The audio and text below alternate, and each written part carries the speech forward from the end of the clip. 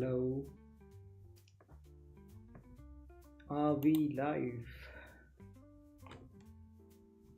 Hey everyone, if you are here, let me see a hi in the chat box so that I know I am live and you all can hear me and see me correctly.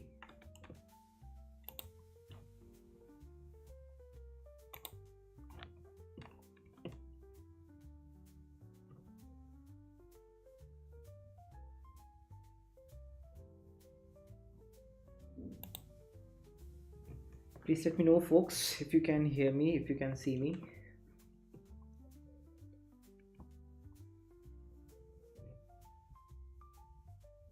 Hello, Abhay.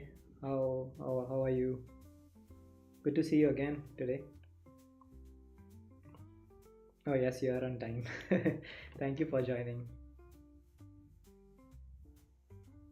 Just give me a thumbs up or something in the chat box if I am audible correctly. Awesome. So glad everything is working correctly even today. We have 4 people live. I'm good too. It's been a good week. Slow but a good week. Excited to be here again. Working with you all to reverse engineer some code golfing masterpieces.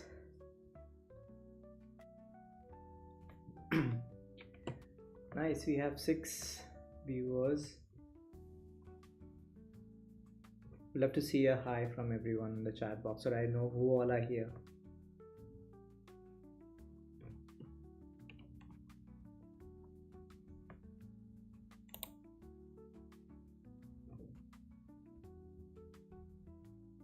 Hello world from Ivan.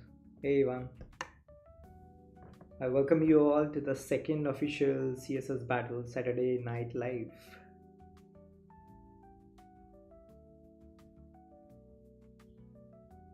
Alexia is here. Hi Alexia.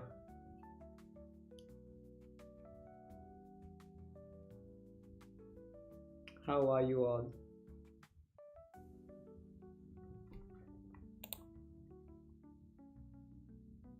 We'll wait for just a few more minutes. Let everyone join and then we'll start.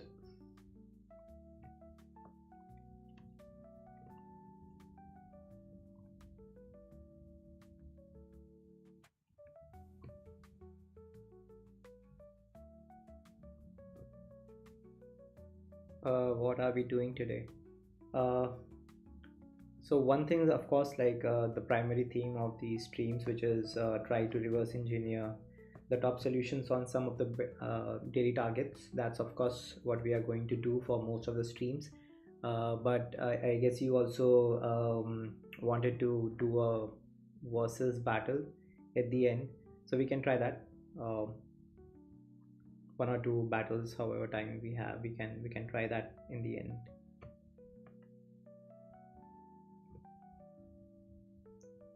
So just to recap about the stream, we had our first stream last Saturday where we reverse engineered two daily targets, I believe, and all in all 3 solutions, three from the top solutions, and it was a hell of a fun. Figure out a lot of things. I personally learned a lot of things about a lot of properties and was completely mind blown when I actually understood what those solutions were doing, and when I got to know the actual approach and the creative thinking behind those. That was like, we had fun with that. So yeah, continuing that, this is the second live stream where we will again try to reverse engineer some new daily targets I have on my list. So that is something we'll do. And if you are new here, like, do subscribe to the channel so that you get notified about the future streams. We plan to do them more often, but yeah, I'm starting with at least Saturdays. Almost vanished. Hey, good to see you here. Cornelius is here.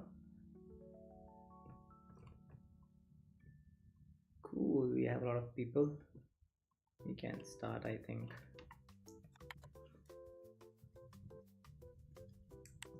Okay, where's the browser?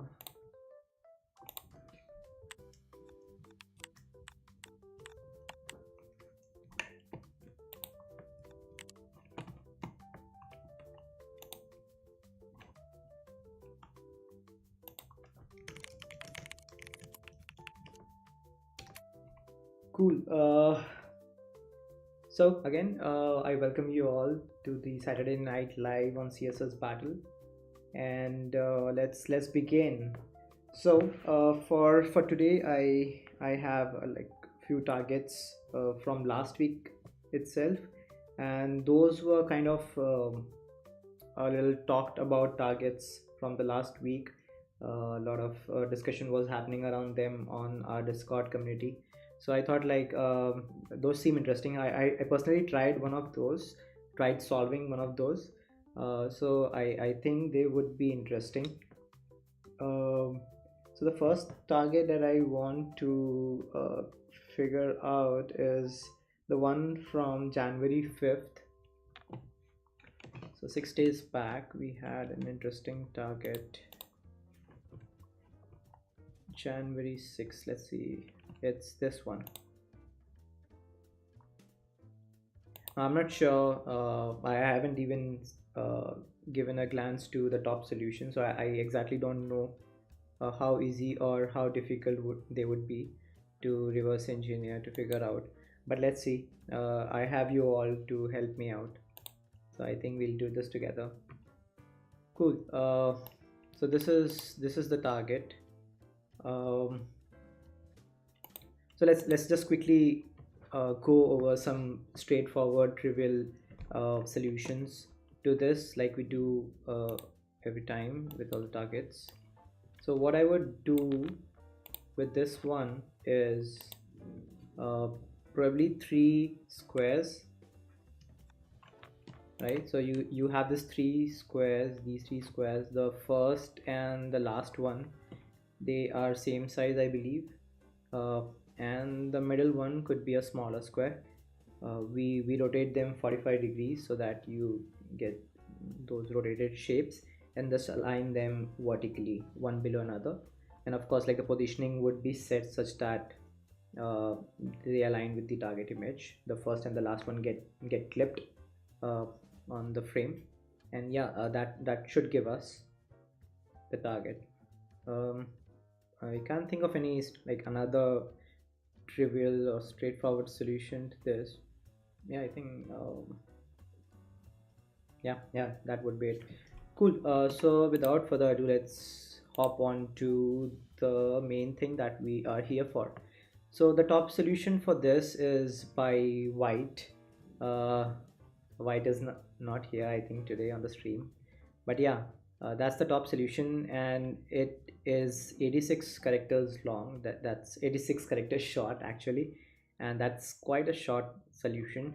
And if you see, the next best by edge players is 93, actually. I mean, that's quite far, right? There's a great difference. And even after that, like, the Ilya's solution is 101 characters. Cool. So I think we have, I think, like, different solutions for this target. Let's try to figure them at least, like, the first three. Cool. So I'll load up White solution. Okay, I'll just bump up the font size a bit so that it's visible correctly. Okay, we have Henrik here. Hey Henrik, good to see you on the stream. Welcome. Okay, so what do we do? The first thing, when we load up a daily target solution, we try to unminify it, right? So that we want to understand it. So let's make it a little more readable, putting in some new lines. Okay, I don't know what's happening here, but okay. So this is it.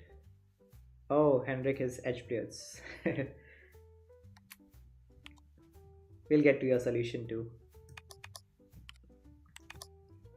Okay, is this right? Okay, and just for the sake of it, let's put in closing style tag. Okay, this is it. Yeah, probably I'll add a plugin to modify the code even next time maybe. Cool. So we have it modified. Now let's try to see what's happening. Uh, so as far as the elements in the page go, we have quite a few elements for the solution. Uh, there's of course HTML and body here, but apart from that, there is a DT tag, a P tag, and a P tag. And if you notice, none of those tags have a closing tag. That's a common thing you would see in these code called solutions, because generally, even if you don't uh, put in the closing tag, HTML works fine. The parser does a few things to make the HTML correct, because it finally needs to have a correct HTML. Without a closing tag is a wrong HTML. It tries to correctify by closing the tags however it seems fit. So it does a few changes here and there, but like it would work if you don't put in the closing tags. But the thing to note is uh, what's the correct version of the HTML that we have written, right? So the best way for that would be, let's fire up our inspector and see what the final HTML looks like. Jiraj is here. Hi Jiraj, welcome to the stream again. Good to see you. So we'll go here and I'll just bump up the font size. Cool. So this is our iframe. We go in the document, HTML, and the body, right? So you'll not notice here, like this is what the final HTML renders like in the page. And if you notice, the body has a DT tag, which makes sense. We have a DT tag, but then the P tags are inside the DT tag. So even if there is no closing tag here, HTML figured out a way to close the tags that we had open, and it figured out, like, because the DT can contain P inside, it went with that. So DT is there and the P got nested inside the DT tag because it's a valid HTML. And what about P? Like, why is the second P not inside the first P, right? It could have done the same with the P's, just like it did with DT and P. But doing so wouldn't produce correct HTML, because a P is not valid inside a P, and a P cannot contain a P basically. So that's why the second P did not get nested. Instead, it became a sibling of the first P. So that's what happened. The first P got nested inside DT. Second P became a sibling of P, the first P, and so this is the final HTML that we get: a DT containing two P's, right? And of course, a style tag inside is inside the last P, which really doesn't matter because just apply the style. Cool. So that's the HTML we have, and then let's move to the style tag and see what's happening. So again, like our previous solutions, the first rule that we see applies to star, which is the universal selector. So for every element, which again, just to recap, it's HTML, body, DT, and the two P's inside the DT, right? So those 5 elements are being applied these 3 declarations. So first is the resetting of margin. So P has a margin. P's get a margin from the user agent. Body, we know, has a margin of 8 pixels by default. So all these margins get reset. I'm not sure about DT if it gets some default margin. I'll just put it in here, right? So this is the DT tag, and if I just unset this, nah, it doesn't have a margin. right? So the margin is being reset. The border is being set to 53q. Like we saw last time, q is a unit, which is 1/4 of a centimeter, I believe. So 53q width of border, a normal solid one, and then the border color is being set. Now this looks like a weird syntax, but we'll get to it and see what that means, right? So to figure out what's happening with this declaration, let's try to first comment out. Oh, actually missed minifying this a bit, unminifying this. So what we'll do is, first of all, comment out the second declaration, the only property in the second declaration, so that we are left with just this one. And also for this declaration, let's try to comment out the last two, and then we are left with just margin 0, right? So this probably won't make a difference, because that's all. It's just resetting the margin, and since there is no content inside these tags, you won't see anything, which makes sense. Okay, so we have margin 0. The next thing that the solution is doing is setting a border, and remember, it's being done on every element, and we have 5 elements, 5 of those, right? So if we uncomment the border declaration, every element on a page now has a border. Let's just see what happened with this. So HTML got a border, body inside got a border, DT got a border, P got a border, and of course this P. You'll notice, like, this is the HTML right now. Now this is the output, like P, and because it's a block element, the other P is below the first P, right? So this is what we have, and there's no like, you don't see anything, because the border by default is black, which is the current color on the body, right? So you don't see anything. But to make things a little more clear, let's put in some outlines. That's a good way to actually visualize what's happening. So you see all the elements, right? HTML is there, you don't see the border on that, but you can see the body, you can see this is the body, you have the DT here and the 2 P's, right? I'm just turning this off, right? So the 2 P's here. Cool. Yeah, Ivan added the outline to make things a little more visual. Okay, so that's all the border did for us. Now let's get to the third declaration. So again, this border color gets applied to all the elements on the page, and I'm not sure what this is doing, right? So I understand this is a hex color, but then this is written concatenated with this one, right? And 3F4869 is this color, right? The dark color. So what this looks like is the dark color concatenated with the light color. So now you'll notice, like, the second color does have a hex, the hash in front of it, because it's supposed to be a hex color, but the first one does not have it. So I believe, like, that's a trick, a golf trick, to save a character, because it can be removed, so why not? So let me just, like, add it back. This shouldn't change anything, as expected.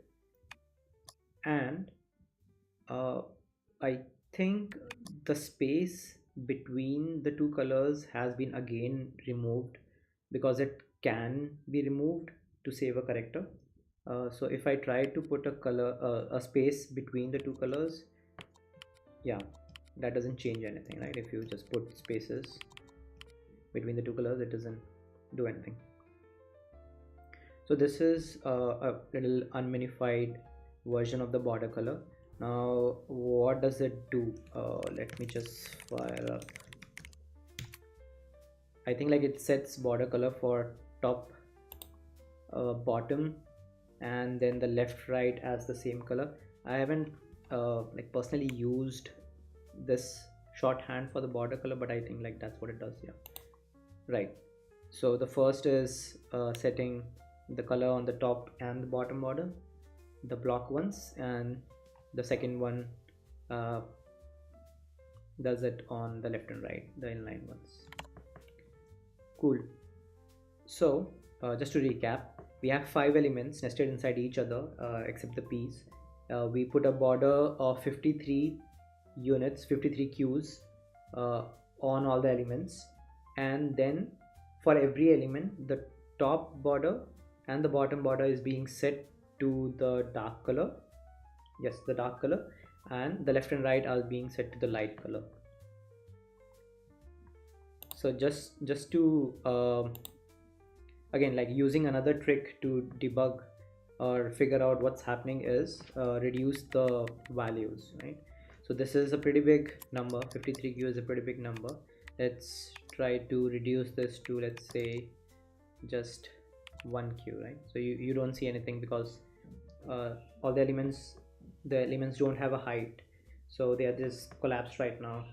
You see the borders, but they're like stuck to each other, so you don't see anything.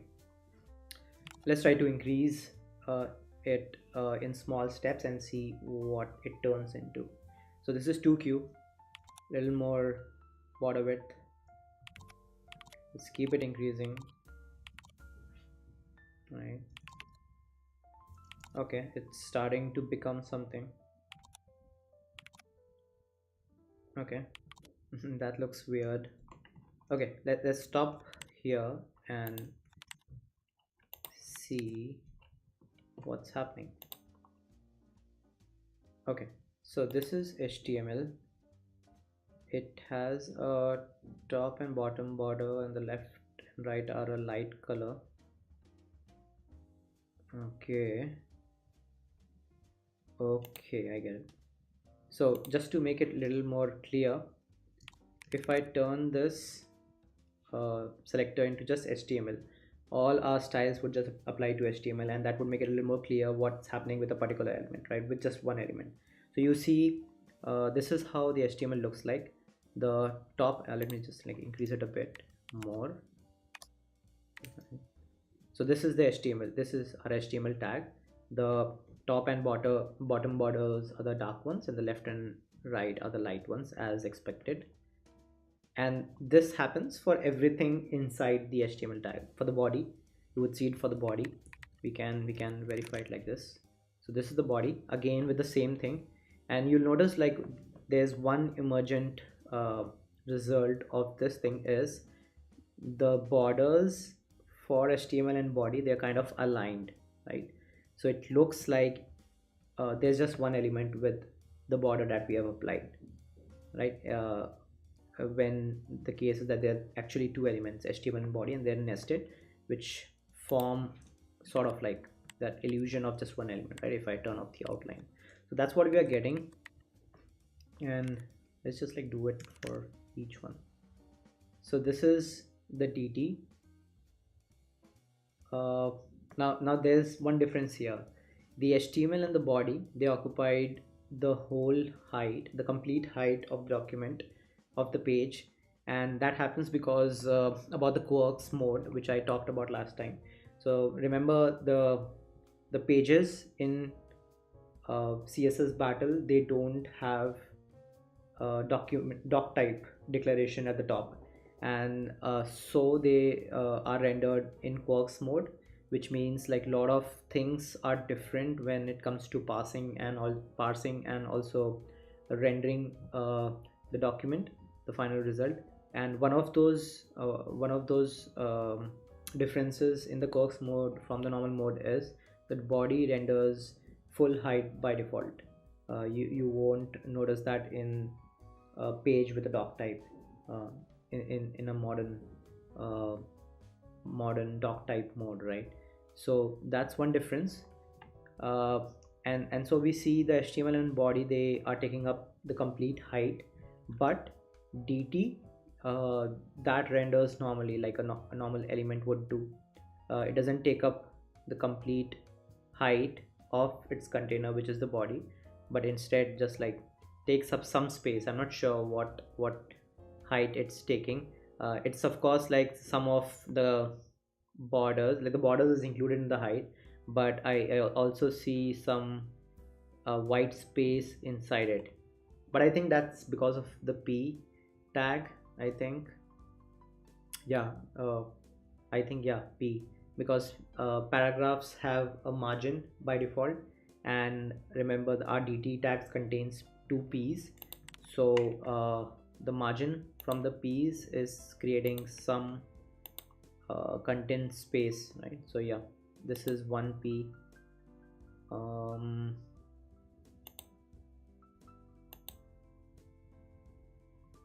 yeah, they have margin, so that's creating some space, and that's why DT looks like this, getting its border from our declarations, and the content space is being created by the piece, right? So that's what we get. And if we also put in P here and change this to star again, so this is what we had, right? Now we can see what's happening. The HTML body and the DT, they kind of look like one element having the borders aligned, so you get this tapered dark triangle. And then we have the P's, right? Let me just do this thing to make the P's more clear. 1 pixel dashed. Let's just change it to yellow, right? So those are the P's. That's 1P and that's second P, right?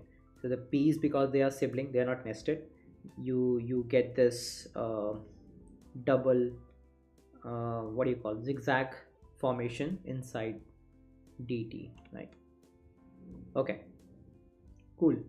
uh Looks a bit like the result target, the final target, but I think like the center part, the middle part, that's missing right now. But we still have one declaration to be uncommented, so I think that's where the magic is happening. That's where like the things would get in place. So let's see. Oh yeah, one more thing, the border is not the correct width as in the original solution, so I changed it to a smaller version just to see how things are behaving. So yeah, this is what we have. It keeps increasing, increase it a bit more, but that's not the final one. It was supposed to be 52, right? So this is what you get at 35. The elements kind of take up the whole height of the page. Let me just go in the deck tools, that will be much more easier. So yeah, 25, 35, and if I increase it more, okay, all right. So that's what's happening. So as I increase the border width further, you see what's happening.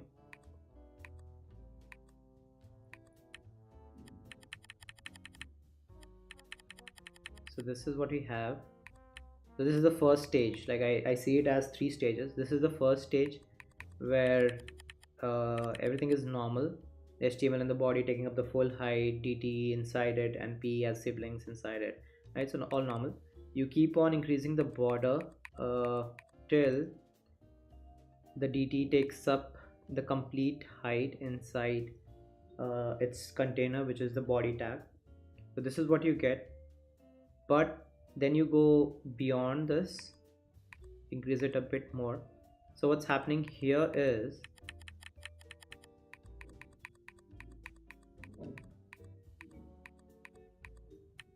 so you see what's happening inside the P's.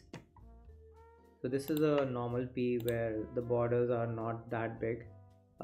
They kind of what do you say, the corners of the border, they are not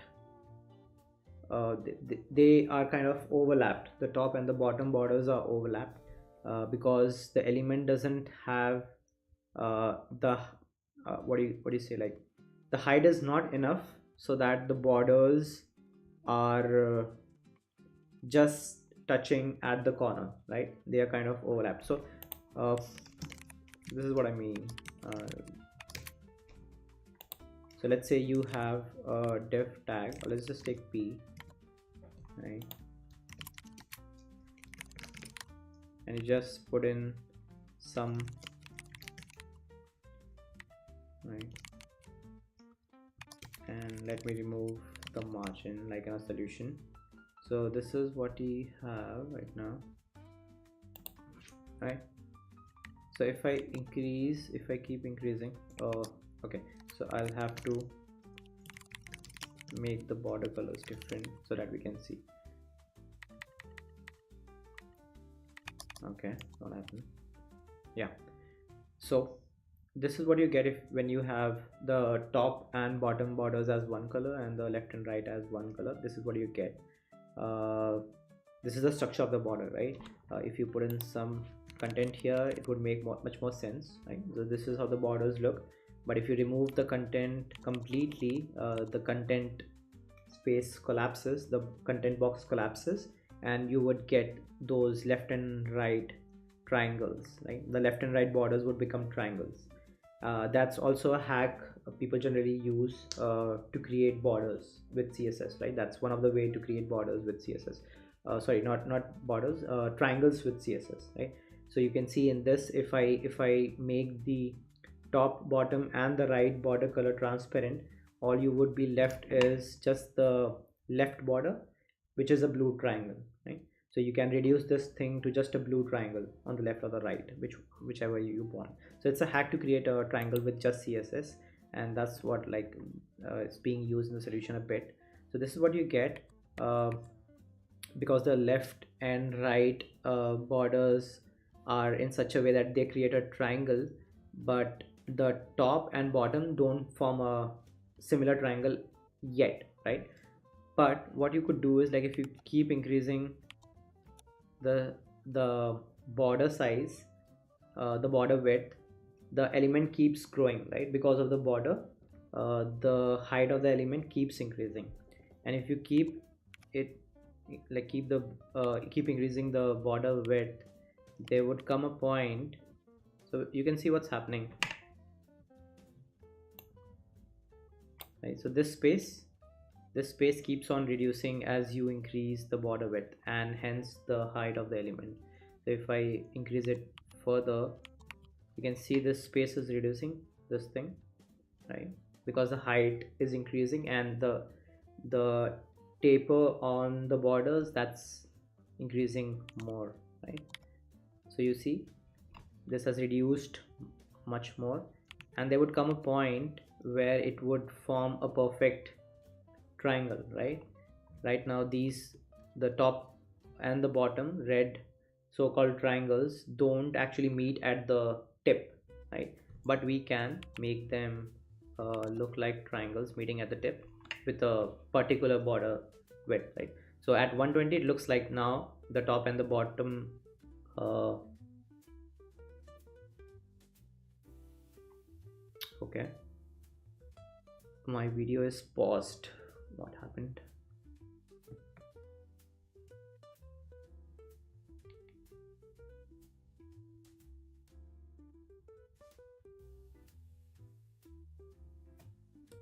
Just checking what happened.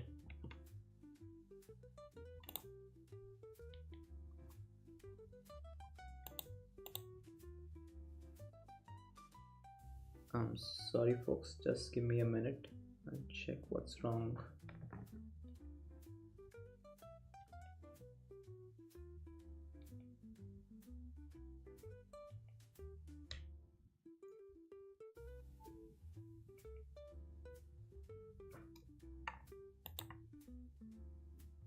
Okay, I think it should be working now.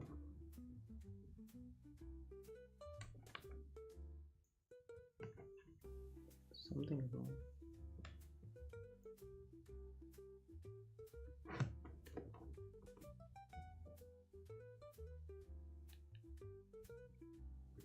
Okay, should be working now. Cool. Okay, let's get back. Yeah, so at a particular border width, we can get the top and the bottom borders to look like triangles meeting at their tip, right? And yeah, so that's what we are getting at when we keep increasing the border width. Those overlapping triangles formed by the top and bottom borders, they become more triangleish, getting tapered, and at a particular height, which is 53q, we get the same thing like we had in a test case. They become triangles meeting at the tip, right? So this is what we get at the correct border width. And now there's just one thing to do, which is setting margin on this particular selector, right, which is the and selector. I'm not sure what the and applies to, but let's see. If we just comment it, uncomment it, sorry, so this is the wrong order. Yeah, so this is where you get the final result with the margin. And let's just see what this applies to. So this applies to HTML. Does it apply to body? No, so it won't like I think apply to anything inside. It just applies to HTML. So the and selector, if you just use the and selector in the root as the root declaration selector, it applies to HTML. I'm not sure, like I haven't used nested selectors a lot, but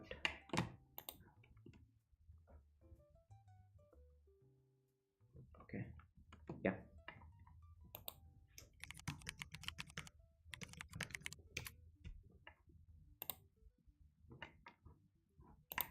So this is what the documentation says, and nesting explicitly states the relation between the parent and the child. It makes the nested child rule selectors relative to the parent element. Without the and selector, the child rule selector selects the child element. Okay, right. So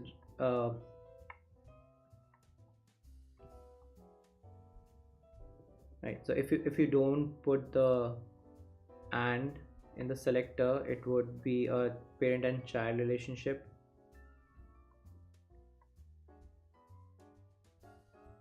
Okay,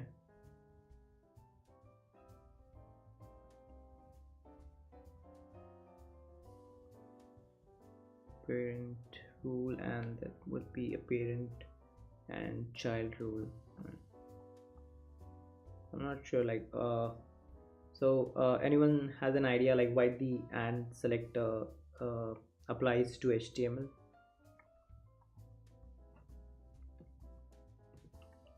So I get this from the SAS syntax, that this would mean you get the parent selector, and then whatever you write in front of it, that concatenates to the parent selector. But why does it apply to HTML? I'm not sure. That like just writing and without any parent selector would mean use the parent selector at the place of and, right? That's what it should mean, I think, because that's the ultimate parent of everything. Yeah, I think probably. So I'm not sure we would find our case in the documentation, because it looks like a hack you won't generally use in a normal CSS in any project. So I believe we won't find it here, but I guess that's how it is. If you use it straight away at the root level, it applies to HTML. I don't think like there's a particular reason to it. Yeah, I mean it's an edge case, like the algorithm for the and when you use it on the root level, it selects HTML. So yeah, what we wanted to do here is have the margin on HTML, but this is code golfing, remember. So a good hack to reduce 3 characters here is simply using the and selector, and then what the solution does is set a margin. Now we remember from the last stream that this can be unminified to this or uncode qualified to this thing, which is setting minus 25% of on the top and bottom margin, and the left and right are being set to 0, right? Okay, so yeah, so remember this is what we have without the margin declaration. And if we go here and try to step in small numbers and see let's what's happening. So this is what we have. So you can imagine like we get this triangleish figure, and then because of 2 p's we get the square in between, and then there is another triangle at the bottom, right, from all the border structure that we had on all the 5 elements. But the only thing which remains is they are not at the right place, and specifically they are kind of shifted at the bottom, right? They are they are a little bit down from where we need them, so we need to move them, we need to lift them up, right? So like a normal way to, not a normal way but a way to get things up is putting negative margin at the top, right? So this is what it's doing. It keeps adding a negative margin. That we are adding some negative margin here, and the solution has a magic number figured out, which is this minus 25% of margin on top and bottom, and that just brings the whole structure, because it's being applied to the HTML element, it just brings everything inside it up as well, and our complete triangle structure moves to the correct position. Damn, seriously mad work. This is crazy. Nice. This is some crazy finding, White. Hats off to you. Right. So the whole premise of the solution is having some nested elements and putting borders on them, specifically the top and bottom borders, which kind of align into each other, forming this structure, and getting this thing, right? This is amazing. There's just like one thing I'm curious about. The solution here is why specifically DT tag. I'm not sure like if the other tags would work here as well, but let's just try. So we can let's make this a little shorter so that we know what's happening. So this is what we get. Let's even comment this out.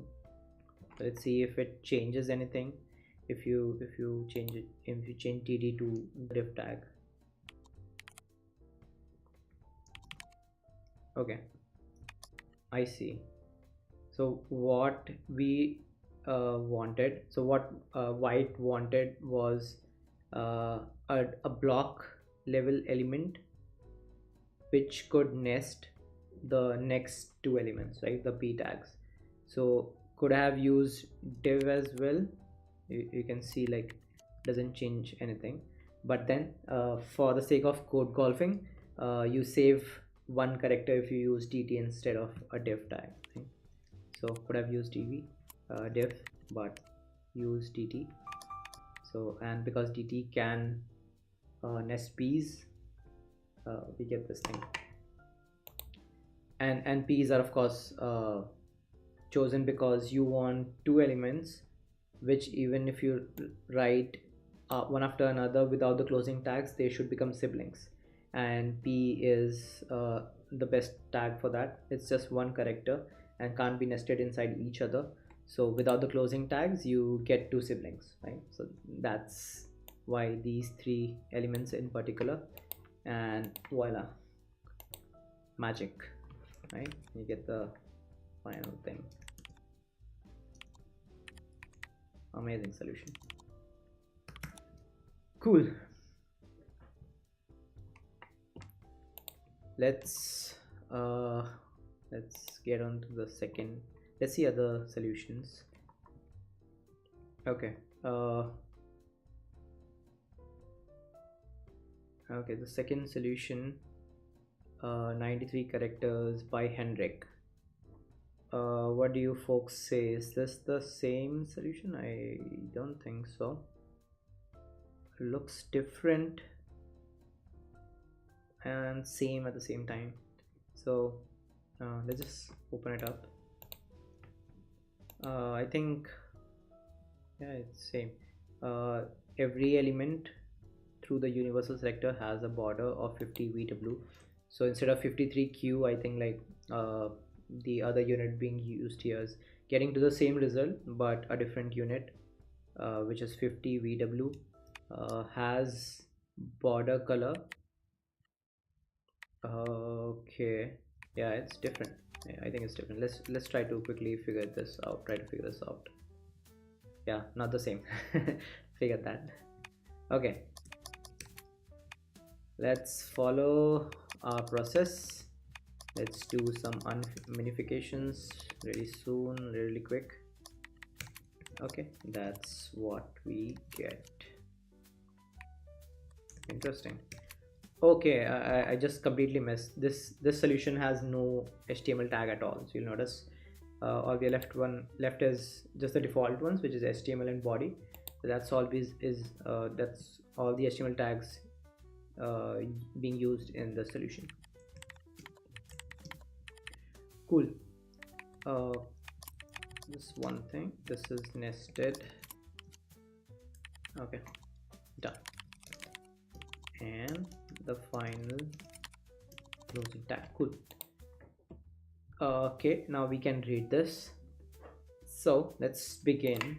Let's first comment out the inner declaration and this one and this one. Okay, so first of all, this is a similar step to the previous solution.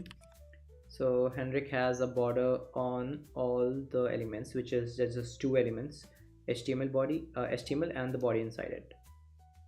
So a solid border of width 50 VW. So it's same on all the four sides, and then this sets a border color for the top and the bottom. It's black, not black. So this is black, but it has a 0. So the fourth what do you call part of a hex code is the opacity of the color, and 0 would mean a 0 opacity. So this is actually black with 0 opacity, which means like you get a white because HTML has a white background. Okay, now I see where the background is, why the background is being used, but yeah, we'll come to that. So a transparent border on top and bottom sides, and this is the light one. Yeah, the left and right are the light color borders, because you will notice here the left and rights are light ones, right? So this is what we get. And again, let's put in some outline. Okay, interesting. Okay, let's try to reduce the numbers so that we see things more clearly. Okay, getting an inspector back. So this is what we have. So this is HTML. This has the borders, so you see transparent here, and the light colors on the left and right sides. And then we have the body. Now notice there is this white gap here. If you can see, there's some white gap between the HTML and the body tag, and that's the default margin that body gets from the user agent from the browser, which is 8 pixel. So if we just inspect the body here, you would see this 8 pixel margin, and that's what is separating the body from the HTML tag, its parent. But again, if we go inside the body, the similar stuff. The top and bottom is transparent, and the left and right are the light colors.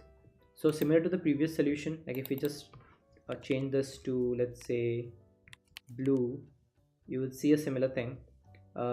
If we remove the margin on the body, you would again get this structure, this aligned borders form of sort of thing, which is they don't look like triangles, but then like if you increase the border width, I believe they would grow to look like a triangle, right?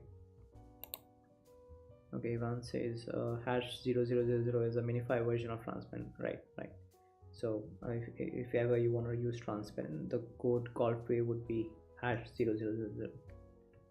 Okay, so getting this back to what it was.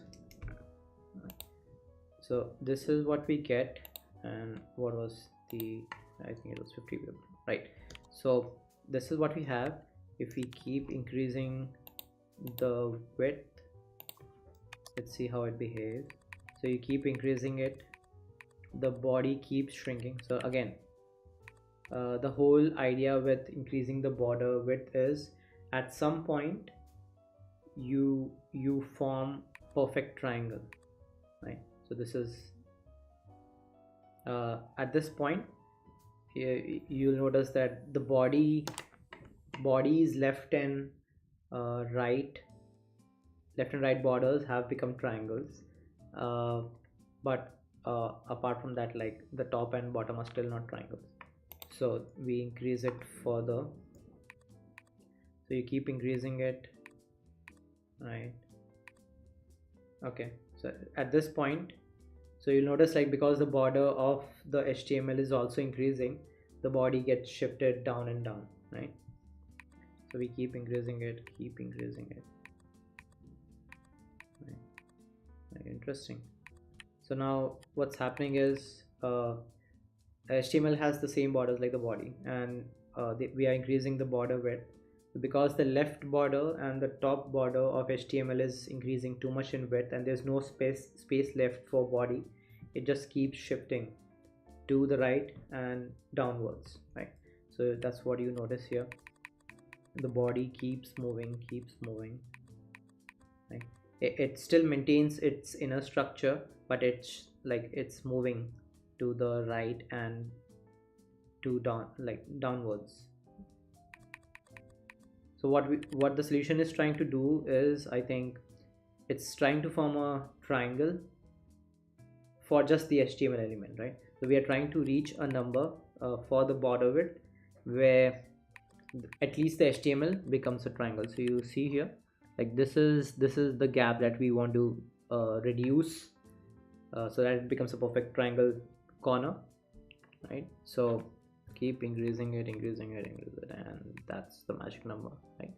So at 50 VW, the HTML forms that perfect structure that we made here, right? This is what we are targeting in this solution as well.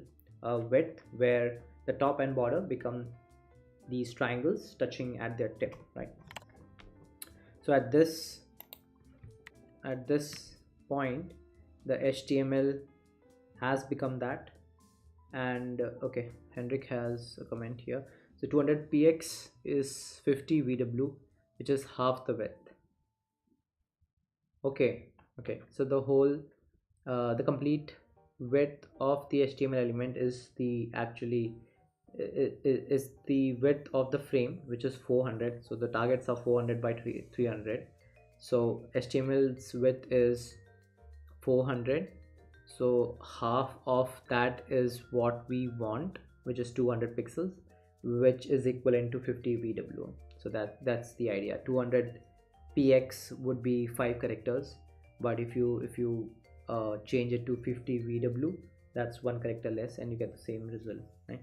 So that's the math behind it.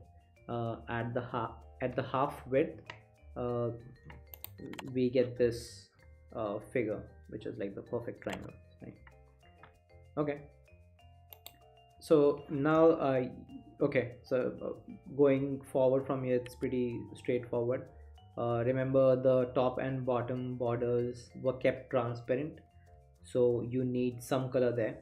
So what the solution uh, how the solution achieves that is by setting a background color on the nested star, right? So this is again a universal selector, but remember, this is inside a universal selector. So what we mean here is anything which is inside something, which is inside anything or something, right? So since we just have two things, HTML and the body, the only thing which is inside something is the body. So this is basically, we want to write body, but for less number of characters, this is equivalent to star. So targeting body, what we want to do is set a background on it. Now this is interesting. This is something I figured out. Like I had seen this behavior for like um, for many years when I like wrote CSS for pages, but just recently I tried to figure out like why this happens. Like I did not find it in documentation, so I tried to look it in the specs. And the interesting thing here is, so remember, this particular declaration is being set on the body, right?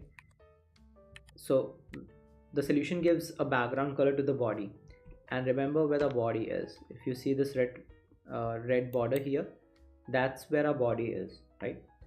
So the background is being given to the body, but you see where it applies. So this white triangle, this is the HTML. This is the triangle that we achieved from 50 VW of border. So the HTML's top border is this thing, which is transparent, but when we set a background color to the body, it gets applied to the HTML. Why does that happen, right? So that's a weird behavior, right? So what I found was, when you give a border, when you give a background color to the body, it actually applies to the root canvas. That's what the specs say. And by root canvas, on a web page, the root canvas is the HTML element. So the body's background gets applied to the HTML unless the HTML has its own background. So that's the logic from the spec. And just to verify that, so this is body's background, and if HTML has its own background, so you see what's happening. So now we have put a background of red on everything, which is HTML and body. So basically HTML has its own color now, which is red. So now the body's background doesn't affect HTML's background, because HTML, the root canvas, has its own background layer, right? So that's the whole thing, because yeah, that's what the specs say. So that's the hack being used here. By setting a background on body, we are just like expecting it to be on the complete page, and because this border is transparent, the background shows up behind it, which is the dark color that we just set. And now the only thing left is getting the body at the right position, right? So that is being achieved by the margin here, I believe. Okay, let's see what this margin is doing. So just to uncode qualify this, remember, we can just skip the px in quarks mode, so that still works. And if we go here, let's see what's happening. So this is the margin that's applied, and that gets us the final result. So without that, this is what we have. So remember, we're just like kind of shifting, like that's the expectation. We want to shift the body, just the body, uh, to the right position. Actually not. So if you see the result right now, even our HTML is kind of at the wrong position.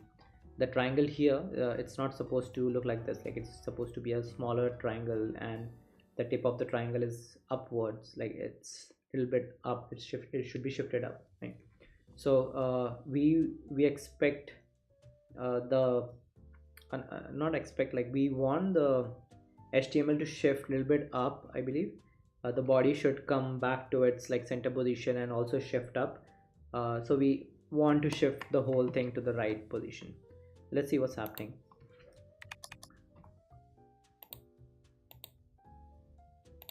Okay, so let's make this small numbers. Okay, so this is what we have without the margins. Now let's start from the first number, which is this applies to just the top margin, right? So 3 numbers means top, and then the left and right, and the third one applies to the bottom one. Even as a comment, usually in real life we give a background to the body, not in the HTML. That why it's a trick for CSS pattern. Correct. Okay, so first we change the top margin, and remember it's a negative value, right? We keep increasing the negative value, and that's what we expect from a negative margin. So just like positive margin pushes you away from that side, a negative margin pulls you from that side. So negative margin on the top, if we keep increasing it, the body just like gets pulled upwards from the top, right? So this brings body a little bit up. Okay, and I'll just leave it to this number. I'm not sure like what the original number was, but yeah, let's see what's happening. So we have got the body a little bit up. Let's play with the second number, which is the left and right margins, and again, negative margins on the left and right would pull it from the inline sides, the left and right sides. So let's try to increase them. So just as expected, the body gets pulled to the left, right?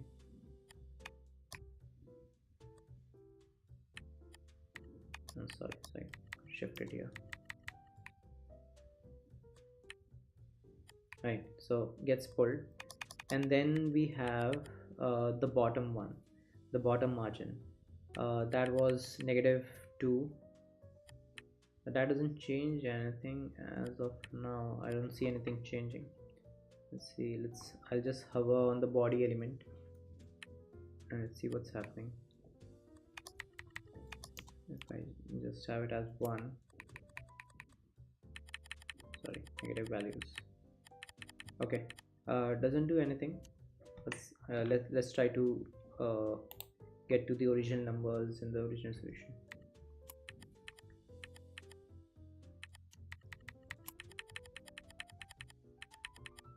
Whoa, what's happening? Okay, need to slow down a bit here.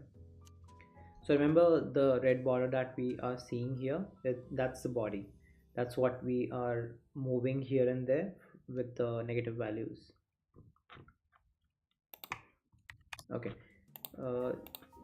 just to make it a little more in the right direction, just note down the right values. So it's 300, 200 and 100. Okay, that will help us a little bit.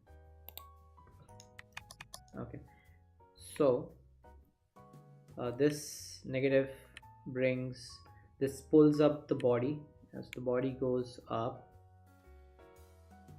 keeps moving. Okay, that's a little weird thing. I think to make things clear, I'll just set the border color on body specifically. I'll make the top and bottom let's say red, right? So now we see the body clearly.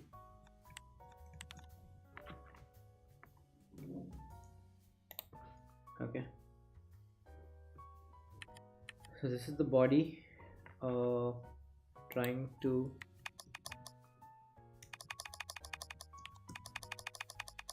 just reset the numbers. Okay, that's much better. So that's where the body was originally, somewhere at the right and bottom corner. And then when we keep increasing the top border, it gets pulled up, so you can see like this is the body, right? The top and bottom red and left and right blue. Perfect. So we keep pulling it, right? So the original number here is 300 pixels. Okay, so seems like the top and bottom triangles in the solution are being created from the body instead of the HTML tag, which I originally expected it to. So minus 300 pixel at the top margin is actually getting us the triangle. You can see like this triangle is exactly like this one, but a little shift to the right. So we want to pull it left too, so we bring it here. Whoa, okay.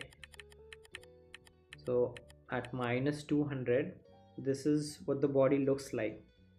We pulled it up so that the top border of the body becomes the top triangle in the target, right? Okay, and then we also have negative margin. Okay, so you'll notice like it doesn't change anything in the output, right? Even if I keep increasing it. Okay. that's that's something happening here. Okay, so just for clarity, I'll hover on the body. So this is what the body looks like, and with no uh, bottom margin, this is how it looks.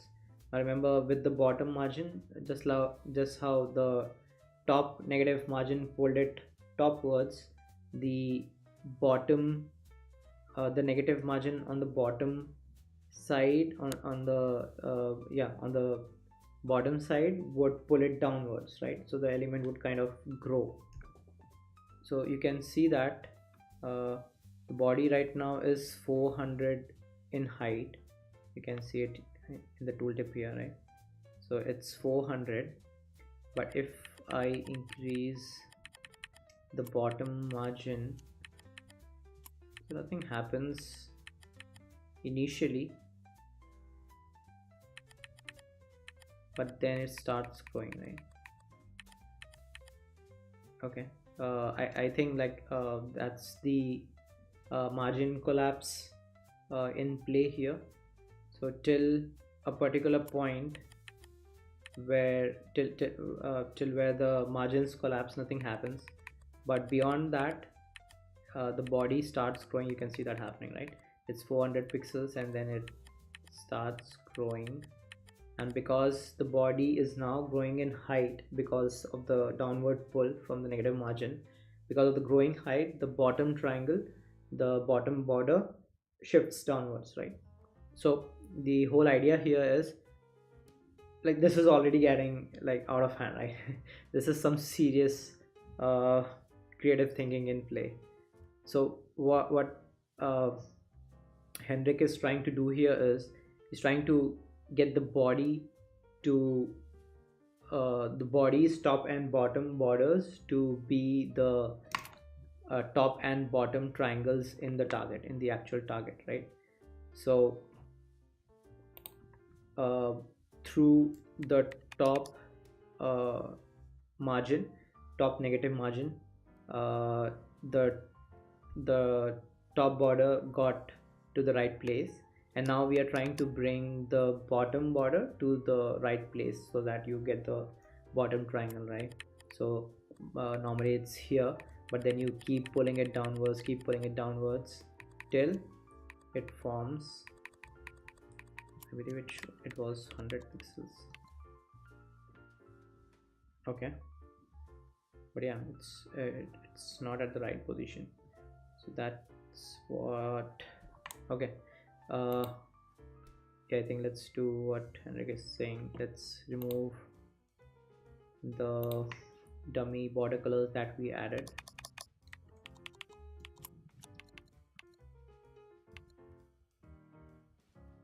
Damn, what's happening here?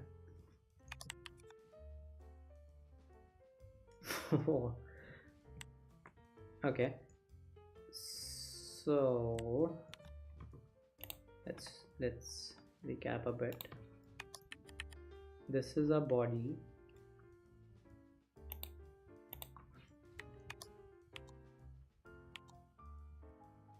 I see. Okay, so this is what we had.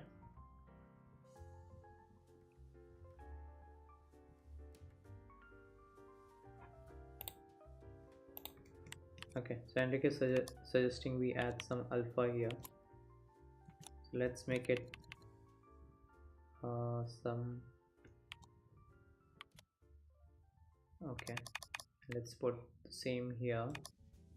Let's make it red as well.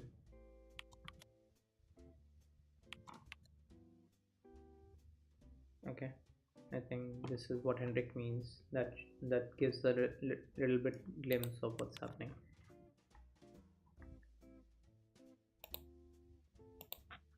Okay. All right. So we bought body a little bit up at the right position, so it formed the top triangle, and the left and right negative margin got it at the right horizontal position. Now let's try to figure out the bottom margin, what's happening here. So this is what we have without the bottom margin, zero margin at the bottom. If we keep keep uh, going negative on the bottom margin. Okay, you see what's happening here. So the negative bottom margin on the body is actually pulling HTML upwards. So that's what's happening.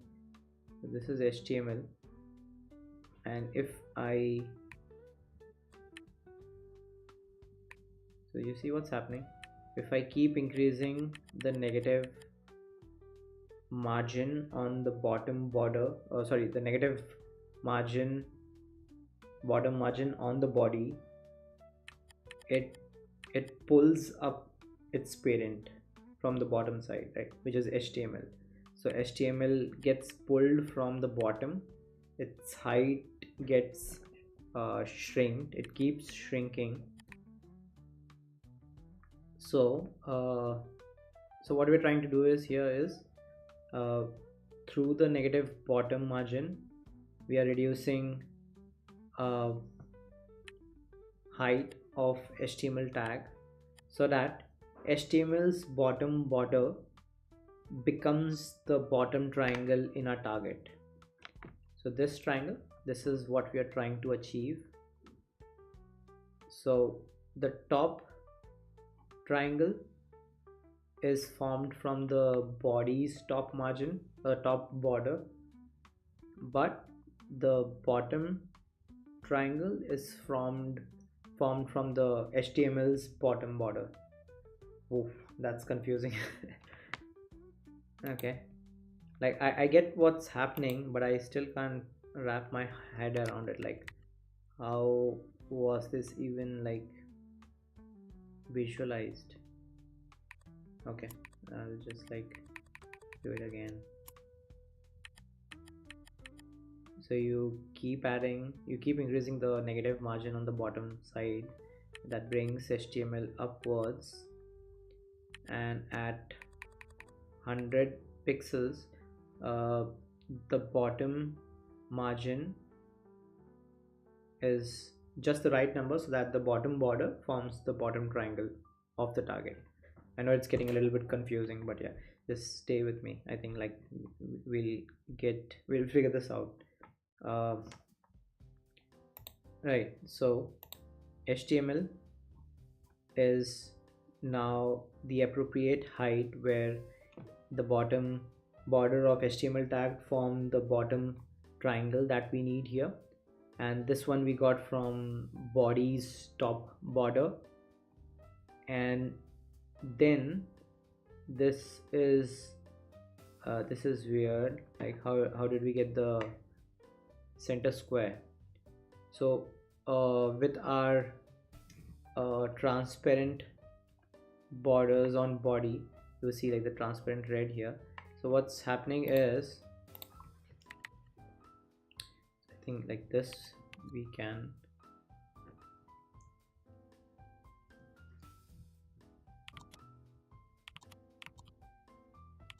one second.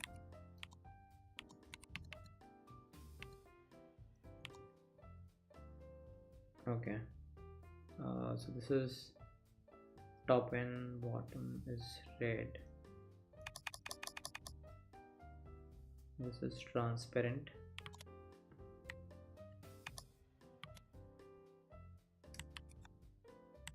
one second, I think I'm lost.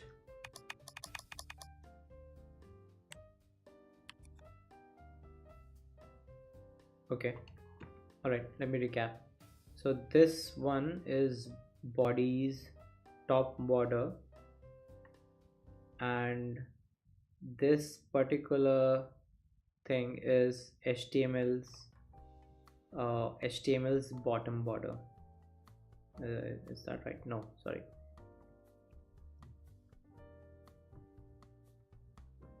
We do when I don't come up with something smarter. Yes, we can. Can we use clip path? Okay, yes we can. That's what I did. Okay folks, any hints here? Like I believe we are at the final point, but like just trying to get my head around it. How did we end up with the square in the center?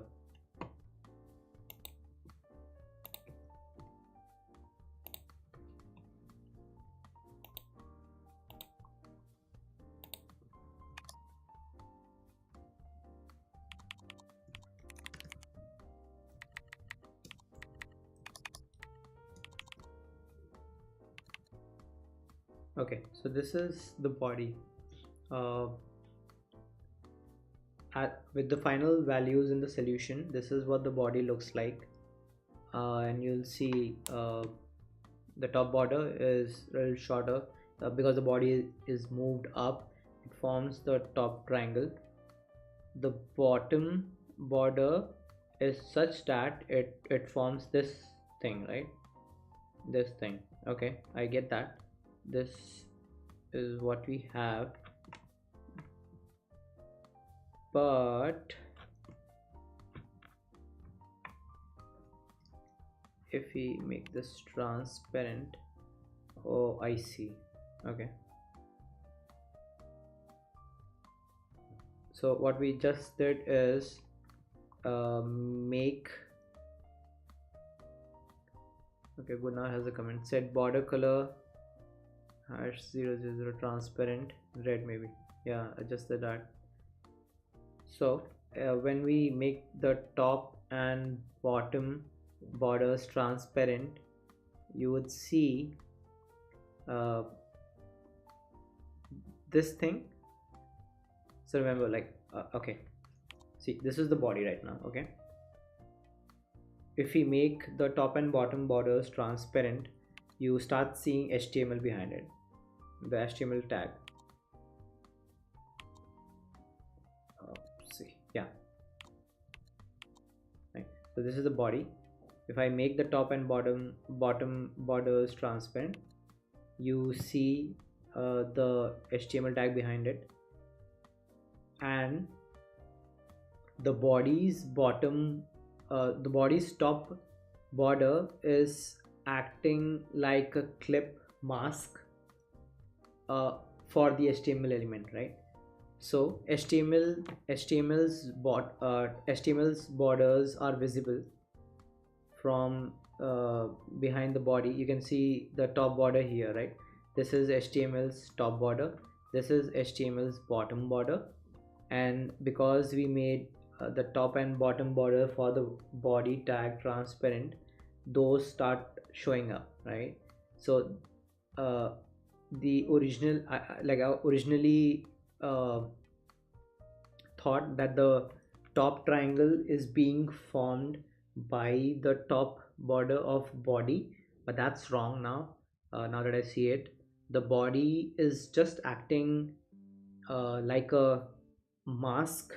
That's what I think uh, Vasar meant by using clip path, I think. So it's sort of like a mask uh, through which you see HTML's um, top border, right? So HTML's top border is quite big, like this is HTML's top border, but through body we have sort of masked it to look like a triangle, this small triangle, and then this rectangle, right? So it's a triangle. We have masked it or clipped it to become two figures, which is like one triangle and then a square, right? Crazy, man. That's so smart. I'm not sure like how did you even reach this thing? Okay, all right, okay, now I get it. So if I just hide the body, so this is the whole idea, like in slow motion replay. So this is the HTML tag. The borders are set to the right width so that you get this figure, and the margins are set so that they are positioned in this way. So this is like final HTML. This HTML is now masked with a particular thing so that you get a triangle out of it here, and then you get a square out of it here, right? And the masking comes from the body. You see this? So because the here while debugging, the top and bottom borders of the body are transparent, the left and right are set to a value, blue specifically, so it acts as a mask from the top and bottom borders, right? You can see through the top and bottom borders. So that's what the mask is doing. Again, you see the opaque left and right borders of the body clip the HTML to look like a final figure. Crazy, man, crazy, right? Let me just like make this transparent as well. Not transparent, you would set it to this light color, right? So you get the final thing. Mind-blowing, right? Hats off to you, Henrik. I think this is like even more mind-bending than the first solution. Unfortunately, like has quite a few more characters than the top one, but definitely super creative, super creative. Great. Okay, so we have still 4 viewers left here, and it's 11:24 already. I think like we can do a versus battle maybe. I think 2 solutions are kind of enough for today. Really awesome approaches there, both of them. They looked similar to me in the beginning, but yeah. Henrik says I'm still jealous of the first solution. Yeah, I mean, your solution lost on the correct account, but definitely more creative. Like I would rate it more creative. Took a while to figure it out. How did you come up with that thing? How long did you experiment with it? So just a quick question to you, Henrik, like while you're here. So I'm curious, like, did you uh, reach the final approach through experimentation, something like I was tinkering around with the numbers here in the inspector to reach the final figure. So was it by accident, or I would say like experimentation by moving figures here and there, or did you actually visualize the whole, the movement of elements, and this thing happening in your head, before actually implementing it in the code? Like, what was the uh, method through which you got to the solution? I'm curious to know about that. I sat and watched the image to find a pattern. Interesting. Okay. So you basically kept looking at it and visualized the whole thing before you even sat down to code, right? That's what I believe you're saying. Amazing. Amazing. Damn, that's too creative. Cool. Yeah, I think that's all for the reverse engineering for the stream. We can do a versus battle if anyone's interested.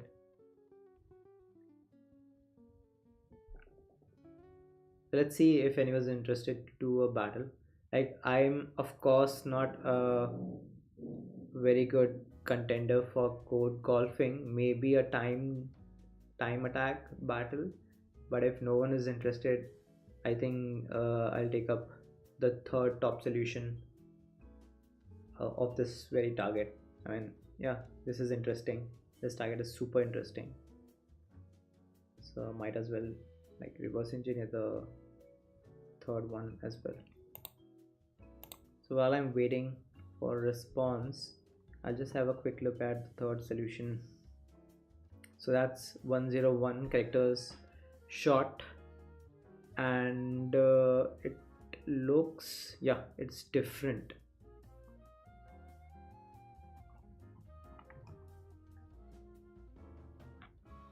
Okay. While I'm still waiting for a contender for versus battle, I'll just load up the third top solution on this target and proceed with figuring it out. Okay, so this solution uses a single body tag, and the complete style is written as inline style in the style attribute. So that's a pretty nice trick to reduce, to save on a lot of characters. You don't need the style opening tag, you don't need those angle brackets. Even if you can see here, like, you can skip the inverted commas if you don't have any space inside it, and will see these plus symbols are all there so that you can skip the spaces, because like we saw earlier as well, if you have two numbers separated by space, with the usual syntax, with the normal syntax, you can just reduce the space, you can just skip the space if you put in a special character instead, which is like pretty evident to the parser that the two things separated by the special characters are two numbers, right? So plus is one of those ways, like you can have this thing, but then if you put plus, this number is the same, but then you have a special character, you have a character to separate the two things, right? Okay, that's the trick with which you can write a single string for the style attribute without the inverted commas. Okay, so yeah, it's a little difficult here to comment out things in the style tag. So what I'll do is, I think I'll move this to a style, from the style attribute to a style tag. Okay, let's just copy this, remove it. Okay, let's try to get this running so that we have the final result. Okay, I think no one is interested in a versus battle here, so I'll just continue with the top third solution. Let's try to figure it out. Okay. This is a box shadow with inset and it has an offset. Okay, doesn't seem to be working. Oh, right. This is all applied on the body. I missed the selector. Let's just move these things too. So the text attribute is actually the color of the body and BG color is the background, right? We can move this here. Oops.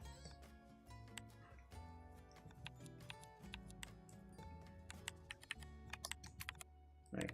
So the text is actually the CSS color property with a hash. So this was another thing that was being used when you have the color as the text attribute of the element. You can skip the hash, so you save one character.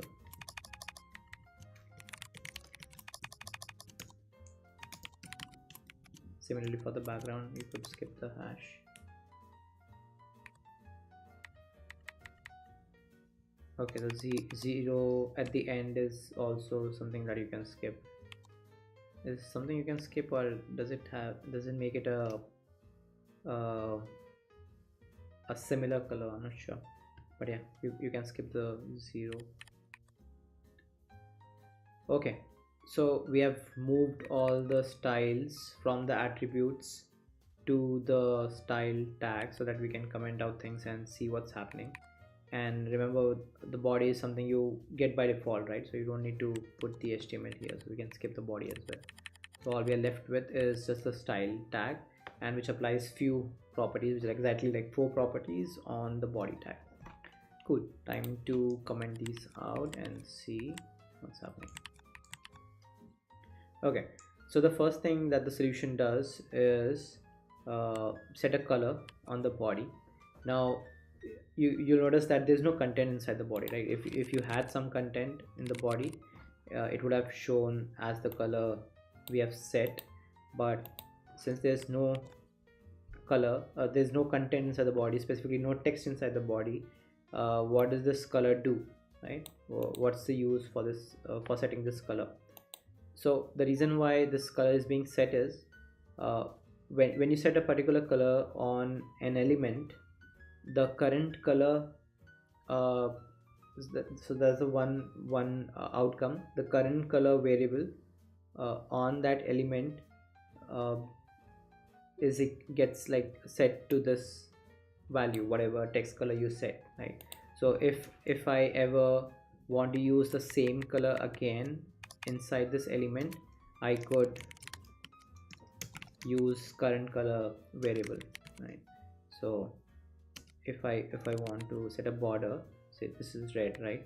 And if I want to set it the same color as the text color of this element, I can simply use current color, right? So gets me the same color without writing the color again, right? So it's a variable. So that's one outcome. And also the text color of an element is the default color for a lot of things, one of which is the border color. So you see what's happening here. With current color I got the text color, but the border color is also equivalent to the text color by default as well. So I can just skip the color part of the border value altogether, and I would still get the text color as my border color, right? So that's what the color is like intends to do here, become the default for a few more properties which are defined after this, right? So that's what the color does. And then we set a background.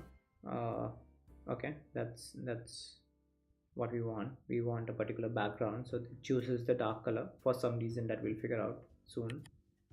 And then the next one is a box shadow, right? Okay, that's interesting. So on the body we're setting a box shadow. This is the inset shadow, so it sets a shadow inwards inwards the element, right? Okay, let's try to play with this. So remember, we are setting everything on the body. So this is the body. It has a big shadow, so there are like big numbers here. Let's try to reduce them and see what's happening. 332, 226. So exactly the same numbers, 332 and 226.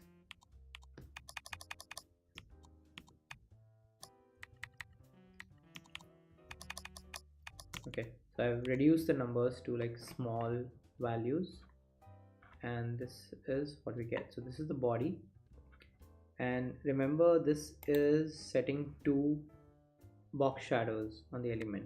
So if I just like put in space here, you can see like this is the first box shadow, and then separated by comma we have the second box shadow, right?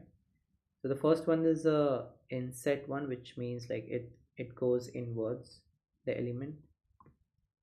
So if I just, even like this can be removed, there's a space in the normal value. So the first one, the first part of the box shadow is the X offset, the second one is the Y offset. So this one like sets X and Y offset, and remember, inwards. So if I keep increasing it, you see what's happening. So this is the body, it's giving it a box shadow, and remember, like there's no color given after the box shadows, right? There's no color. That means the default one would be used, and for the box shadow, the default is the current color of the element, right? Which we have already set, which is the light color in our list of two colors. So the light color already set as color property gets used for the box shadow, right? So you see what's happening. So this is the body, and you get this top and left light, what do you call it, box shadow, because that's what we are doing, like inwards box shadow, right? So if I keep increasing this, like this is the X offset, right? So with the X offset you get the, let me just put in some different value here for the color, so you now see it more clearly. The first shadow is the inset shadow, which keeps giving body the top and left shadow, right, through the offsets. So I'll just put a big offset here for the X, then for the Y, and so your body now looks something like this, right? If you keep increasing it, what's the value again? 332 and 226.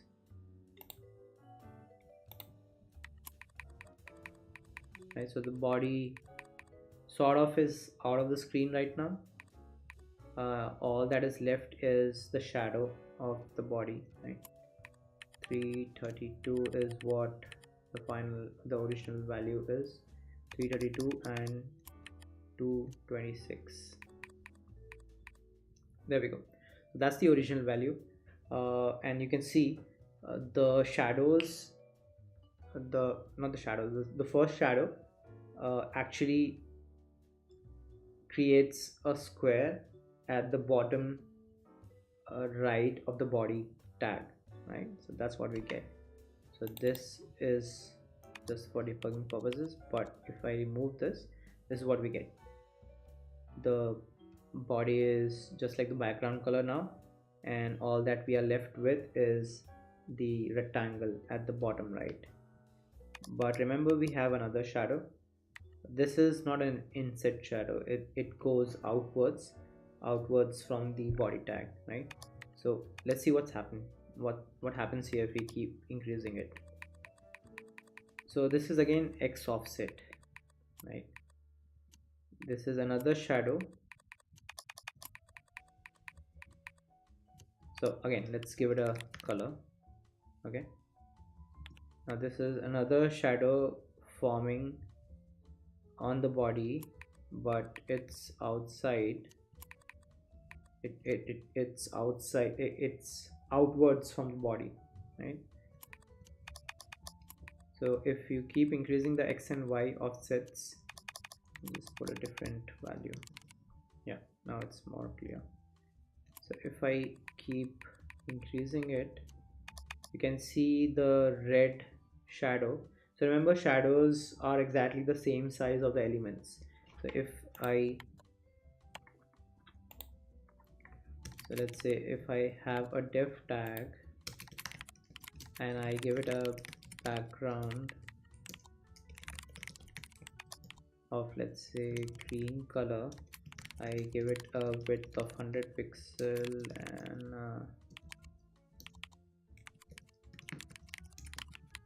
right, so we have this div tag, it's a box, it's a square, and if I put some box shadow on it, you can see this box shadow, and this shadow, even though it looks like a shadow coming out from right and bottom, it's actually the same size as the element, which is a square, right? So you can verify this by increasing the offset to some big number. I'll just keep increasing it, right, so that it keeps moving. And if you move it to a big number by a big offset, you would see like it's exactly the same size as the element. So it's kind of a replica of the element itself, and you can move it anywhere you want. So that's what box shadow is used for while doing CSS art, is actually creating replicas of the same element of a different color, right? So for a green rectangle, we have essentially created a black replica out of it, which we can position anywhere we want, right? So that's what we are doing here. We have created a red replica of a body, and we are moving it right and bottom, right? So if we go to the original numbers, if we keep increasing and reach the original numbers, this would be 332 and this would be 226, right? Okay, so you see like the red box shadow, or let's call it the red replica of the body, it's moved so that it aligns with the square that we created, right? So this is the thing, if we give this let's say green, this is what is happening. Doesn't look clear, right? Okay, so this is what is left out of the body. The body now has an invert shadow which fills it completely from the top and left sides, leaving this gray area in the body. That's all it is left as far as the content is concerned. um, then we add another shadow to the body, and that moves outwards, and that again like aligns with the box here. So if we just move the body a little bit left, you'll see like how it looks. Let's just put 100 pixel here and 0 0 0.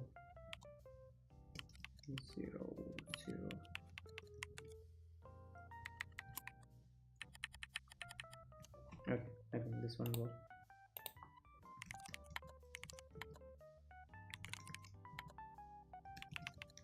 Right,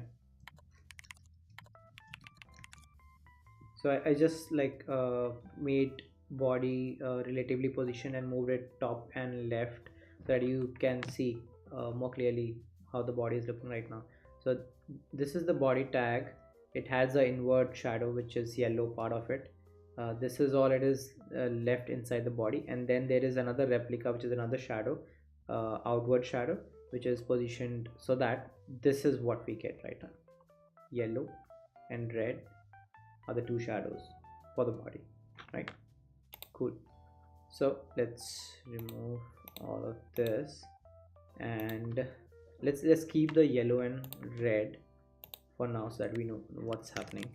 I'll add it here, yellow and red, right? Okay, this is what we have now. There's just one property left to uncover, and let's see what this does. I see like there are 3 viewers right now. I don't see any comments here. Hello, is anyone here?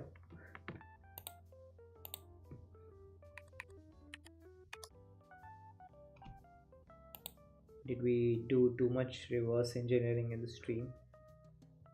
Let me know, folks, in the comments if we did too much, if you want lesser going over the solutions.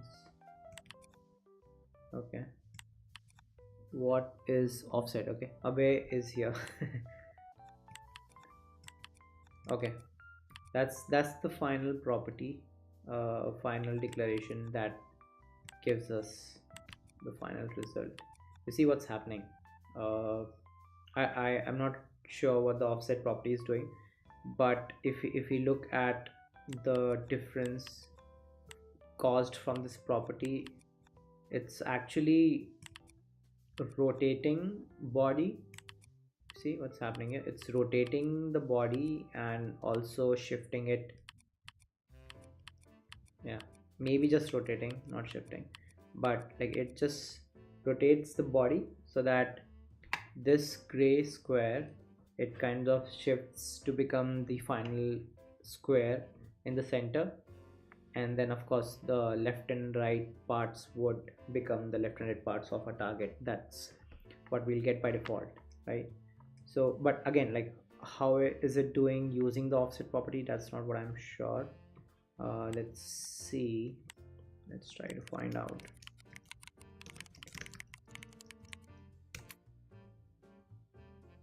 Okay, Henrik is here. Offset ray is a mystery for most of us. Only a few have learned to master it. Okay, I suppose Ilya is one of them. Okay, hopefully we'll get to know a little bit. I'm sure we won't master it with figuring out the solution, but we'll surely get a idea of what it does.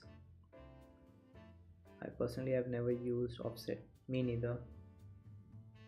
Okay, let's try to figure it out together.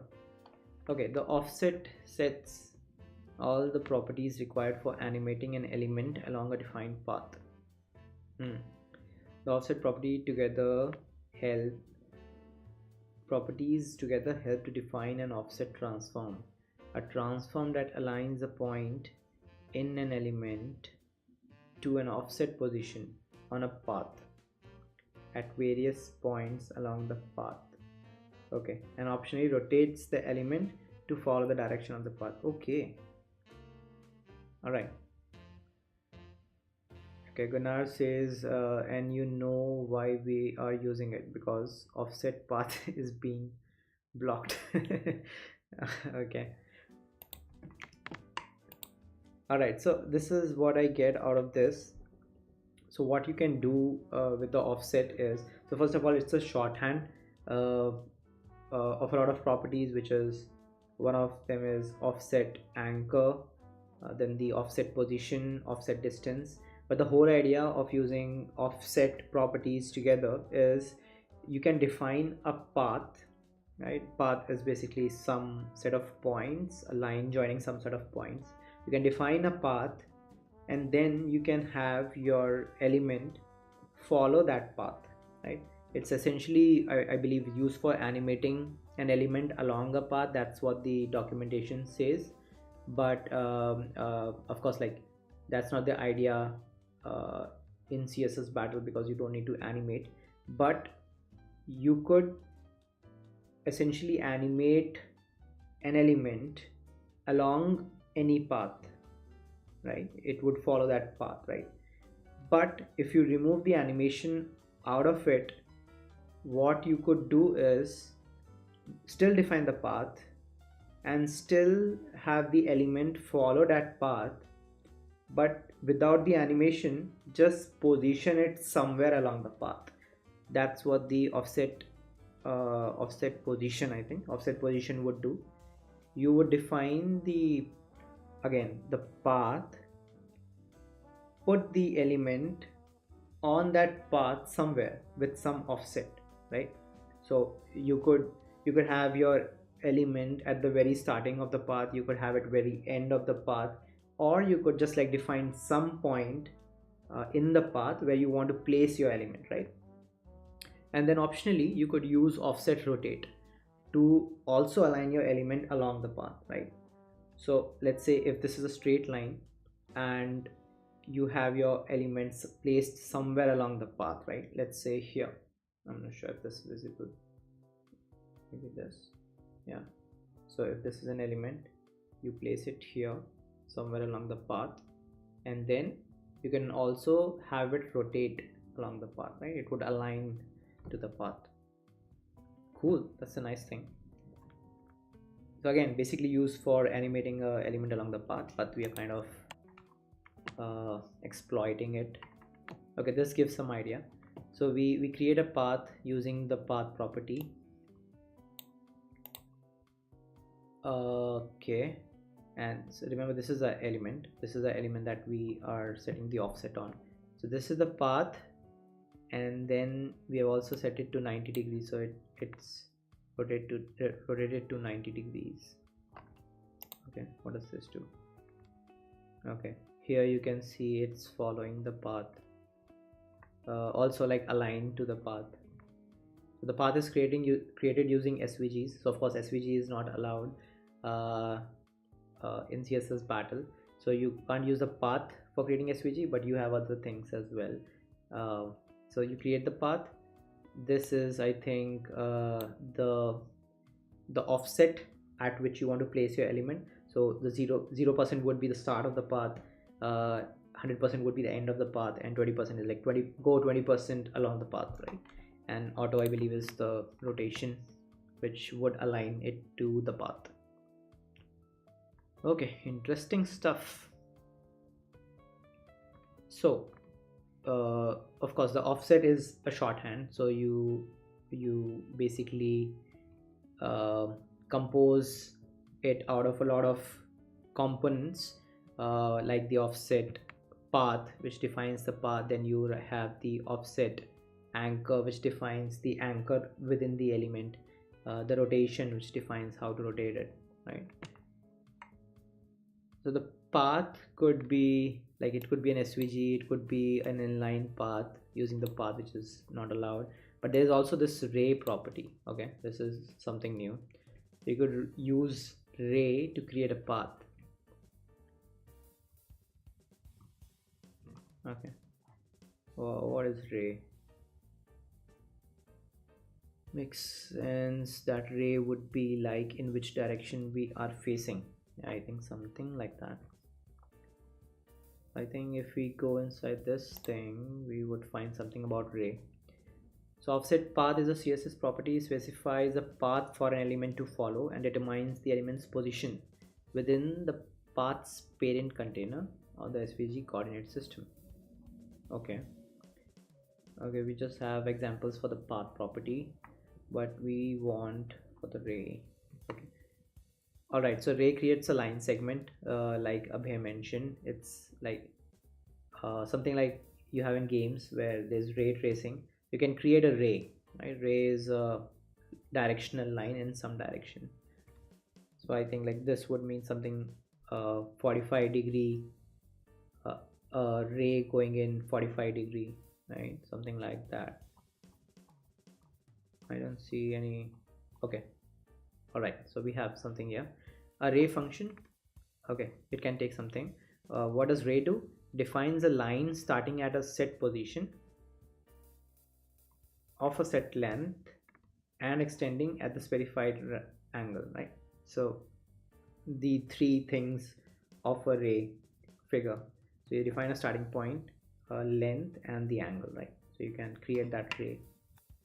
So going back to our solution by Ilya, so this is creating a ray. It just defines one parameter, which is 45 degrees. So I'm supposing like the length of course doesn't matter. We're not concerned about the length, it's just the angle that we want to change. So it just defines the angle, and then it's just separated out. I think you can do this, and this is 8%. Okay, all right, so this is the path, and then we have two parameters here, 3.4% and 61.8%. what does these parameters mean? Let's go back to offset. Gunnar says, does it make any sense to anybody that ray is allowed but path is not? Yeah, I mean, path contains SVG syntax. So the whole idea, I mean, the algorithm for banning SVG is if you find the SVG syntax in any property, that is not allowed. That's the whole idea, right? This is SVG syntax. So if you find it anywhere, that's not allowed, right? But ray is not SVG. It could do something like an SVG, but it's not SVG, right? It's just like circle. You could create a circle out of an SVG, but then there is a shorthand which just creates a circle. It won't let you do further random things. So it's just a circle, and that's the case with ray as well. I see that it's again possible with a path, but ray is a very specific thing. Like it lets you do very specific, that is creating a ray. Both do the same thing. I mean, yeah, path can do anything. It's the superset. It's ultimate freedom, which lets you do anything. But ray, circle, polygons are more restrictive subsets, and they are not SVG. Okay, so we wanted to know what the first two parameters are for the offset property. Okay, first two values are coordinates of anchor point, and ray just rotates it, and there is no property defined for any path. So I think it's making the path just a point. Okay, yeah, I think like instead of the documentation, we can verify what Abhay is saying in the inspector right away. So this is the body with everything applied. Let's just reset these things to 0 and 0 here as well. Okay, so let's do it for the ray as well. Okay, so you see just with the 0 values applied to the offset property, our body is still transforming in some way, right? So it creates a ray first of all for the path 0 degrees, and it positions the body on the ray, somewhere on the ray, we don't know. Okay,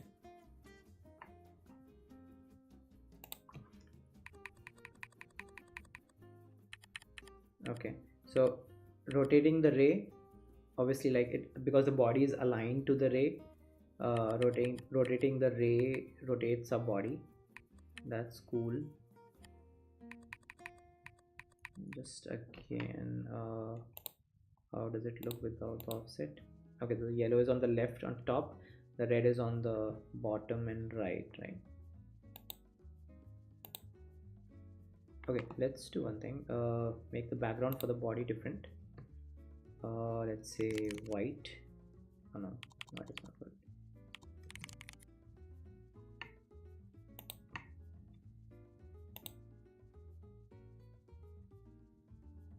Weird.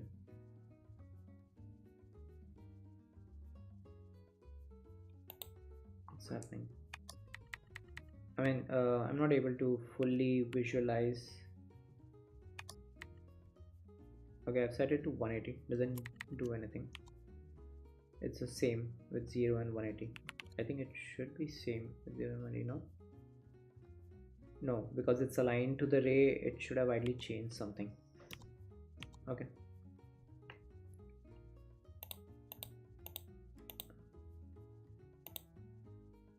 Okay, it's difficult to visualize how the body is aligned right now. I saw the red part above. Where?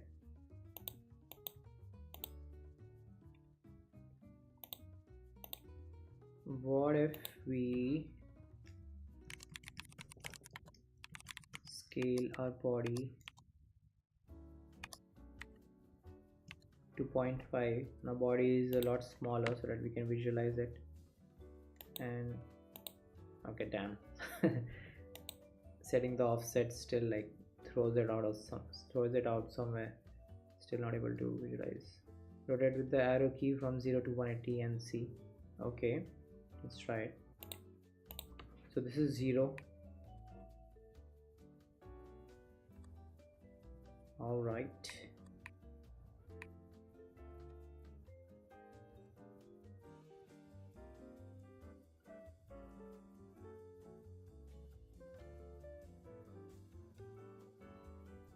Okay, so this was the default thing.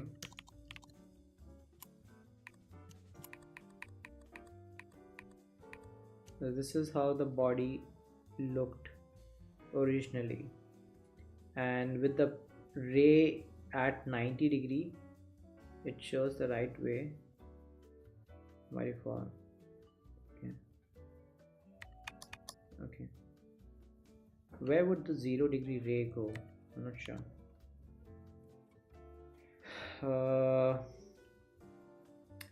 0 degree is definitely not towards the right.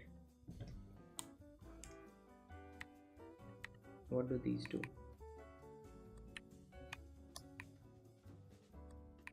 Are these offset X and Y offsets?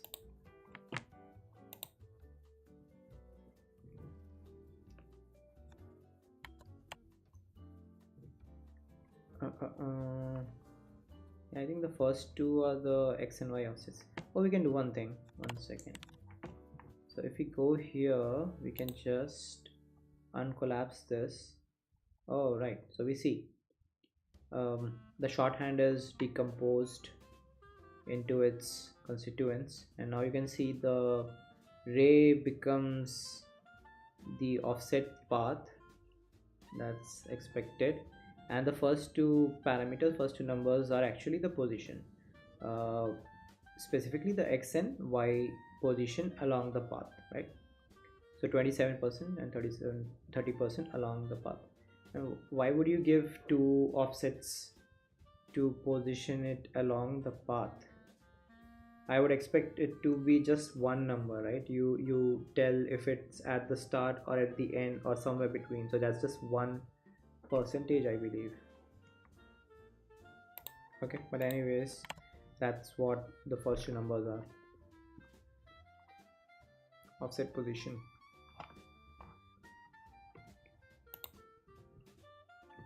Let's see. Offset positions defines the initial position of an element along a path. This property is typically used in combination with the offset path property, okay, to create a motion effect. The value of offset position determines where the element gets placed initially for moving along a path if an offset path function the path does not specify its starting position. Okay, so our path doesn't have a starting position, correct? Because all we give to the ray is an angle. So it's a ray at 45 degrees, but there is no starting point. So our element doesn't have a starting point. So an offset position is required there.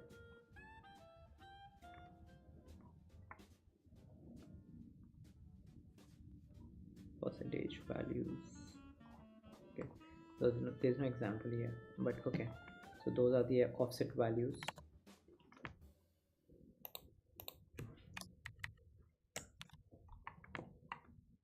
So again, bringing them to 0 would essentially offset the element at 0 0 of our ray. That is that the same as the top and left of a body? I'm not sure, but if we just offset it,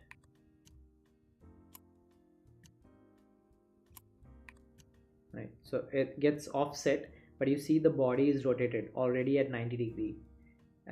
With the ray at 0 degree, the body gets rotated by 90 degree. That's what Abhay was talking about as well. Why is that happening? So if we make the ray 90 degree, that makes a body just like it was originally, but the ray, if we have it at 0, so is it that the ray's angle starts from like vertical, like this is the 0 degree for the ray for some reason, and because the body has to align to the ray, it just gets flipped to align with the ray, right? Henrik says 45 degree. What's 45 degree? Right. So like this is why we get the final thing, because 45 degree finally like transforms the body rotation to this 45 degree angle, and that's how you get this thing.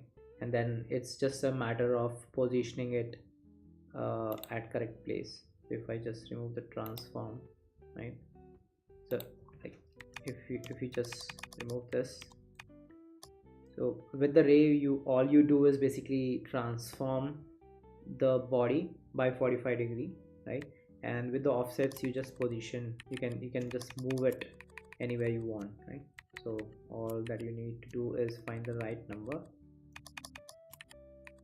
Yeah, nice, crazy. So I believe like without the offset property, you would transform the body, which you could do by like transform rotate, and then you could also translate it to the right position. That would still get the final result, but it would be way longer. So this is a nice replacement when you're code golfing for the transforms. I think we can try. It should work, I believe. So what we want to do is rotate the body by 45 degree, and let's try to bring it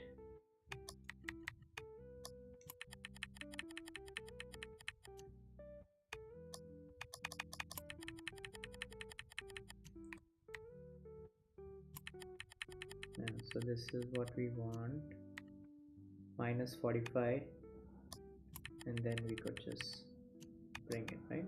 So yeah, like expected. We can do the same thing with transform, but you can see why offset is powerful, very powerful when it comes to code golfing, because you can do the same, you can achieve the same effect but in a lot of less characters, right? See, and like thanks to ray, which lets you save a lot of characters by defining a path, right? Amazing. Now I see like why it's difficult to master the offset property.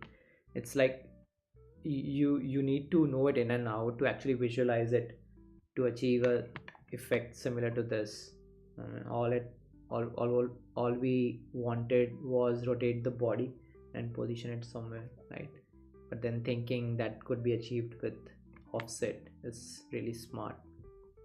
I think like next time, like what I know now is whenever I want to use transform, and I don't think just rotation, uh, because rotation can still be achieved using I think the shorthand rotate property. But when you need rotation along with translation, I would next time just like try to tinker with the offset property and see if I can achieve the same result, and I would have like a lot of lesser characters, so it will help in code coloring. But yeah, this is crazy smart. Cool. Just giving a quick glance over the next top solutions. So BO is at 106 characters, and it's a different solution again, using conic gradient. Okay, that's interesting. Again, a conic gradient solution from Pindora's. Ludwig has used borders. Yeah, rotated borders. Juraj is using border again, rotated borders. Gunnar has used the clip path like he said in the chat, so he's just clipping things on the body.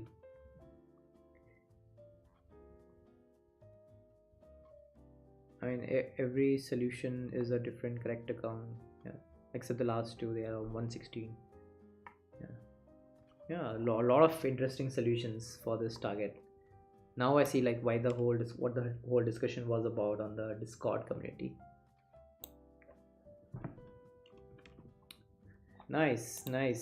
It was just one target for today's stream, but like I personally found them really fun to reverse engineer. Learned a lot of things, especially the offset property at the end in Ilya's solution. That was crazy.